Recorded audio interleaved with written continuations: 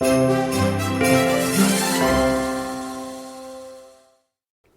I'm Caleb Anderson, and welcome to another episode of the Spirit Farm Group Experience, where we try to give you a little teaching that sparks good conversation, whether in a circle with a group or your family around the table or just a couple of friends. We want to support you in having deep and meaningful conversations.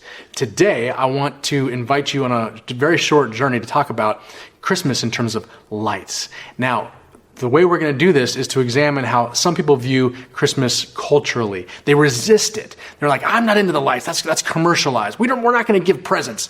We're going to give vegetables. We're not going to sing the songs. We're not going to do the traditional stuff that comes with all the hoopla at Christmas. And I would say, just settle down. Settle down. That stuff is not the enemy. Let me tell you where some of that stuff comes from.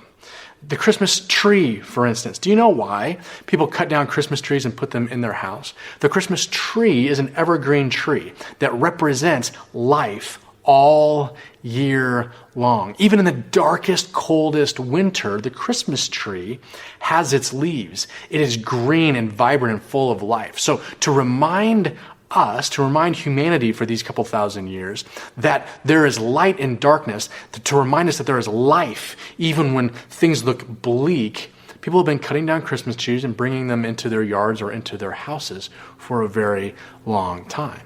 And then the lights represent the famous scripture, the prophecy from Isaiah that says, people walking in darkness have seen a great light.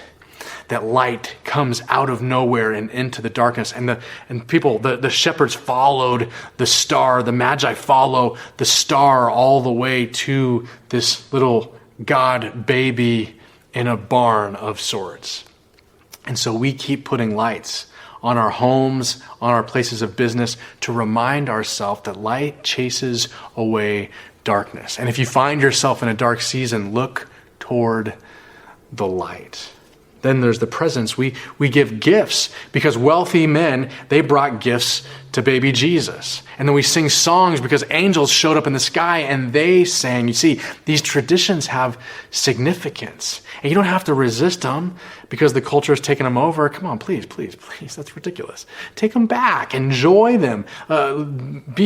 Play, enjoy the way kids embrace these traditions. Lean into them. Make the most of them. Remember where they come from and let them serve you. Every time you see a tree lit up, remember that that's life in bleak circumstances. That's light coming into the darkness. And let it remind you not to get caught up and overwhelmed by discouragement or despair or feelings of being disconnected, but that God is close. He's right here, that light is chasing away darkness in the here and now. What would it look like for you to embrace a little bit of the wonder, a little bit of the joy, a little bit of the childlike excitement of this Christmas season, and get in on the light party, get in on the gift giving and the song singing?